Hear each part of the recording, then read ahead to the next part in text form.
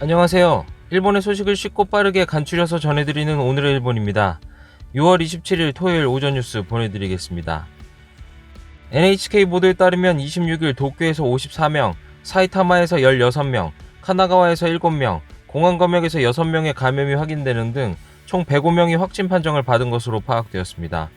일본 내 감염이 확인된 사람은 18,317명이며 요코하마 크루즈선을 포함하면 총 19,029명이 감염된 것으로 파악되었습니다. 한편 이날 사망자는 없었으며 누적 사망자는 일본 내 감염이 971명, 요코하마 크루즈선 승선자를 포함하면 전체 984명입니다.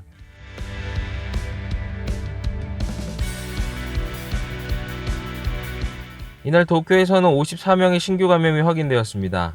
10세 미만부터 60대까지의 남녀 54명이 신규 확진 판정을 받은 것으로 파악되었으며 이 중 28명은 감염 경로가 파악이 되지 않거나 조사 중이고 26명은 기존 감염자의 밀접 접촉자로 확인되었습니다.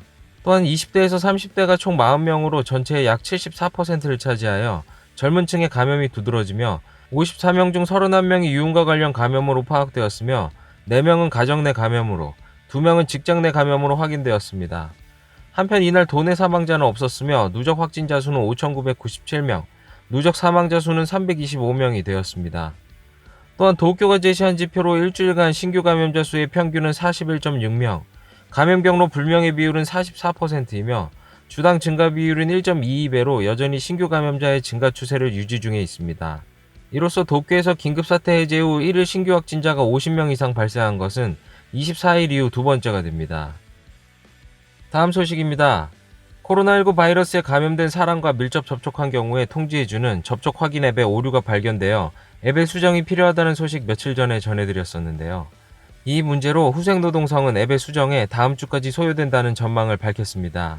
해당 앱은 이달 19일에 운영이 시작되고 이용자끼리 일정한 거리와 시간 동안 접근하면 서로의 데이터를 기록하고 코로나19 확진 판정을 받은 이용자가 보건소에서 발행된 처리번호를 앱에 등록하면 후생노동성은 수정의 완료 시기에 대해서 다음 주까지 소요될 것이라는 전망이라고 밝히며 수정을 마칠 때까지 접촉의 통지는 이루어지지 않을 것으로 보입니다. 이에 니시무라 야스토시 경제재생 담당상은 기자회견에서 수정판은 현재 심사를 받고 있어 일정 시간이 걸려 죄송합니다라고 말하였습니다. 또한 감염자의 번호의 발행은 하고 있지 않지만 그 사이에도 접촉 기록 자체는 문제없이 축적되고 있으므로 계속 다운로드를 부탁한다라며 계속 이용해 줄 것을 호소하였습니다. 후생노동성에 의하면 해당 앱은 26일 오후 5시 기준 약 446만 건 다운로드 되었다고 밝혔습니다. 다음 소식입니다. 건강보험이나 후생연금 보험료에 대해서 후생노동성은 코로나19 바이러스의 영향으로 휴업하고 급여가 크게 떨어진 사람의 부담경감을 신속하게 하기 위해 급여가 내려간 달의 다음 달부터 보험료를 낮추는 특례 조치를 실시하게 되었습니다. 현재 건강보험이나 후생연금 보험료는 매년 9월에 그해 4월부터 6월 급여 상황을 바탕으로 향후 1년 납부액이 결정되지만 급여가 크게 떨어진 경우는 그달부터 세어서 4개월째부터 인하되는 구조로 되어 있습니다. 이에 대해서 후생노동성은 코로나19 바이러스의 영향으로 휴업한 사람 중에는 급여의 감소가 심각한 사람도 많고 더 신속하게 부담 경감을 도모할 필요가 있다며 급여가 떨어진 달의 다음 달부터 보험료를 낮추는 특례 조치를 실시하며 특례 조치의 대상은 올해 4월부터 7월 사이의 휴업에 의해서 급여가 크게 떨어진 사람이라고 밝혔습니다. 카토 카츠노부 후생노동상은 기자회견에서 감염 확대의 영향을 정확히 반영할 필요가 있다. 긴급사태여서 소득 수준에 맞는 보험료로 맞춰나가는 것이 중요하다라고 말하였습니다. 다음 소식입니다. 24일 카와이 전 법무상으로부터 현금 60만엔을 받았다고 시인한 히로시마현 아키타카타시 코다마 히로시 시장은 26일 머리를 삭발하고 기자회견에 임하였습니다. 코다마 시장은 이날 기자회견에서 현금 수수는 안리의원의 참의원 선거에 협력할 뜻을 풍기는 것이었으며 받을 수는 없었지만 강제로 전해졌다라며 당시 상황을 설명하였습니다. 또한 반성의 모습을 보이기 위해 헤어스타일을 바꿨다. 제 부덕의 소치이며 많이 죄송하다라며 사죄하였습니다. 현금 수수에 대한 사실에 사과한 뒤 향후 거취에 대해서는 많은 과제를 안고 있는 시의 정비에 전력으로 임할 것이며 시민의 목소리를 듣고 판단하겠다고 밝히며 연임의 의사를 내비쳤습니다. 한편 카와이 한리 의원의 비서가 작년 참의원 선거에서 선거운동원에 규정 이상의 보수를 지불하여 선거법 위반 혐의로 재판에서 연좌제 대상이 되는 집행유예 판결을 받은 것에 대해 히로시마 고등법원에 항소하였습니다. 비서는 종속적인 입장이었다며 안리 의원의 당선이 무효가 되는 연좌제의 대상이 되지 않는 벌금형이 타당하다고 주장하였지만 히로시마 지방법원은 판결에서 유세 책임자로서 중요한 역할을 하고 벌금형이 타당한 가벼운 사안이 아니다라고 꼬집어 징역 1년 6개월, 집행유예 5년을 선고하였습니다. 이에 비서의 변호사는 판결에 불복하고 26일 히로시마 고등법원에 항소하였으며 징역을 포함한 금고 이상의 형이 확정될 경우 검찰은 연좌제 적용의 행정소송을 제기할 방침이지만 2심에서 다시 형의 무게가 치러지게 되었습니다. 카와이 전 법무상 부부의 선거법 위반 사건에 대한 수사가 진전이 되며 현금 수수한 현직 의원들이 속속 밝혀지고 있어 이번 불법 선거 매수 사건으로 히로시마현이 더 시끄러워질 것으로 보입니다. 다음 소식입니다. 현재 일본에서는 시속 500km의 초고속 철도망 리니어 추오 신칸센이 건설되고 있습니다. 완공이 되면 도쿄에서 나고야를 40분, 도쿄에서 오사카를 67분 만에 주파가 가능하며 전체 일본 인구의 절반인 6천만 명이 사는 도쿄, 오사카, 나고야 등 3대 도시 권역을 1시간 생활권으로 묶을 수 있게 됩니다. 이에 1차로 도쿄에서 나고야 286km 구간의 2027년 개통을 목표로 2015년 공사가 시작되었으나 시즈오카현 내의 구간이 환경 파괴 우려를 내세운 반대로 인해 시즈오카현 내의 구간은 첫 삽도 뜨지 못하고 있습니다. 이러한 문제를 놓고 접점을 찾기 위해 26일 시즈오카현의 카와카츠 지사와 JR 토카이의 카네코 사장이 회담을 진행하였습니다. 문제가 되는 구간은 남알프스를 통과하는 터널의 시즈오카 공구 8.9km입니다. 공사를 위해서는 하천법에 따라 지사의 동의가 필요하나 음용수나 공업용수로 사용되는 오오이가와의 수계의 유량이 줄어들 것을 현 측이 우려하여 착공에 동의하지 않고 있습니다. 현재 해당 공구는 굴지의 난공사이지만 계획보다 3년 가까이 늦어지고 있습니다. 이날 회담에서 JR 토카이의 요구에 카와카츠 시즈오카현 지사는 현행 조례에 의거한 환경보전을 위한 협정을 맺는 것이 전제라고 표명하며 공사의 허용에 대해서는 명확한 답변을 피하며 양측의 입장 차이를 좁히지 못하였습니다. 이로 인해 착공이 늦어질 가능성이 한층 높아져 개업 시기에도 차질이 발생할 전망입니다. 개업이 늦어지면 총 사업비 9조엔의 거대 인프라 사업은 궤도 수정을 피할 수 없게 될 것이며 최고속도로 2037년 오사카 연장 계획에도 차질이 빚어질 가능성이 있습니다. 다음 소식입니다. 타케모토 IT 정책 담당상이 자민당의 도장의원 연맹의 회장을 사퇴했다고 밝혔습니다.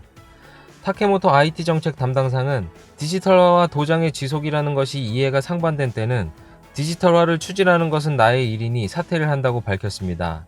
타케모토 장관은 도장 문화를 지키기 위한 도장의원 연맹의 회장을 무려 2년 전부터 맡고 있었지만 IT 추진의 직무와 적합성을 묻는 소리가 일부에서 나와 도장의원 연맹의 회장을 사임하였다고 밝혔습니다. 타케모토 장관은 도장의원 연맹의 회장인 것으로 인해 디지털화의 저해는 일절 없었다라고 강조하며 장관으로서 디지털화의 추진을 제일로 해왔으나 이상한 오해를 해서는 안 된다고 생각했기 때문에 그만뒀다라고 말하였습니다. 현재 정부 내에서는 텔레워크 추진에 따른 도장 결제의 재검토가 추진되고 있습니다. 다음 소식입니다. 오사카 부립대학과 오사카 시립대학을 통합하고 내후년 4월에 개학을 지향하는 새 대학의 명칭은 오사카 공립대학으로 정해졌습니다. 오사카 부립대학과 오사카 시립대학은 같은 분야의 학부를 개편하는 등 통합하고 내후년인 2022년 4월 학생 수 16,000명의 새로운 대학교의 개교를 목표로 하고 있습니다. 26일 대학의 운영법인과 오사카부, 오사카시가 명칭을 협의하였으며 영어명은 유니버시티 오브 오사카로 하는 것을 결정하였습니다. 명칭을 놓고는 공립대학 오사카와 오사카 종합대학의 방안도 제시되었지만 참석자들로부터는 오사카부와 오사카시가 설치하는 대학이라는 것을 알 수 있고 심플하고 알기 쉬운 이름이 좋다라는 의견이 나와 최종적으로는 오사카 공립대학이라고 결론지었습니다. 회의 후 오사카시의 마츠이 시장은 대학이 하나가 되는 실감이 들고 매우 감회가 깊다. 아시아와 세계의 젊은 세대가 가고 싶어하는 대학을 실현해 주었으면 좋겠다라고 말하였습니다. 한편 오사카 대학에서는 영어 명칭이 비슷하여 양측 간의 의견 교환 없이 결정이 이루어진 것에 대해 유감의 코멘트를 표명하였습니다. 오사카 대학의 영어 명칭 오사카 유니버시티는 오랫동안 사용해서 해외에서도 정착되고 있다. 오사카 공립대학의 영어 명칭과 유사해서 해외의 연구자, 학생에게 큰 혼란을 초래하면서도 세계로 나아가 대학의 미래에 매우 큰 걸림돌이 될 전망이다라고 총장 명의의 코멘트를 발표하며 많은 관계자의 혼란은 초래하지 않도록 배려를 부탁하고 싶다고 밝혔습니다. 다음 소식입니다. 후생노동성은 26일 일로 인해 우울증 등 정신질환을 앓아 2019년도에 산재 신청한 것은 2060건이었으며 전년도 대비 240건 증가하였다고 발표하였습니다. 이 중 여성의 신청은 전년 대비 164건 늘어 952건으로 대폭 증가하였습니다. 이 중 산재 인정은 509건으로 전년 대비 44건 증가하였으며 신청과 인정 모두 1983년도 통계 작성 이후 가장 많은 수치로 나타났습니다. 또한 인정 건수 중 미수를 포함한 자살은 88건으로 나타났습니다. 2019년 5월 파워 해러스먼트의 방지를 기업에 의무화하는 법인 파워하라 방지법이 통과하고 인식이 높아진 것이 신청 증가에 있다고 보여집니다. 인정 원인으로는 왕따와 폭행이 79건으로 최다였으며 일의 양이 크게 늘어났다가 68건, 성추행이 42건이었습니다. 업종별로는 의료복지가 426건으로 가장 많았으며 간호서비스의 종사자가 141건으로 급증하였습니다. 후생노동성은 2020년 6월 파워하라 방지법 시행에 맞춰 정신질환의 산재 인정 기준에 파워하라의 항목을 추가하고 근로자가 산재 인정을 받기 쉽도록 하여 신청 건수는 매년 증가할 전망입니다. 한편 뇌와 심장질환의 인정 기준의 재검토 방침에 대해 전문 검토회에서 논의를 시작하였다고 밝혔습니다. 오늘의 일본 소식은 여기까지입니다. 주말의 시작인 토요일입니다. 즐거운 하루 되시길 바라겠고요. 저는 또 새로운 소식으로 찾아뵙도록 하겠습니다. 시청해주셔서 감사합니다. 이그저튜브였습니다.